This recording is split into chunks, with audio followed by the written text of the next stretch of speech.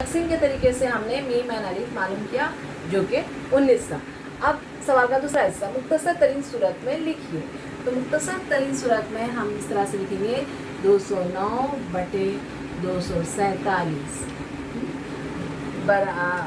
बराबर 209 तकसीम 19। जो मीम एंड अलिफ आया है वो उससे तकसीम देंगे शुमार कुनिंदे को भी और नसब नुमा को भी। 247 तकसीम 19। अब 19 से तकसीम देना है हमको। अभी यहाँ पर हमें ज़बानी करना है। 19 एका 19, 19 में से एक 20 में से 19 गया, एक बचा, फिर 19 एका 19। ठीक है। अब यहाँ पर 19 फिर से देना है। 19 को 24 आने तक जहन में करना है हमको। 19 एका 19, 24 में से 19 तफरीक किए तो बचेगा 5, यानी कितना हुआ 57। 19 का पहाड़ा 57 आने तक, 19 दिया 57, यानी हमारा जो मुख्तसर तरीन सूरत जो हो गई वो इस तरह से हम लिखेंगे।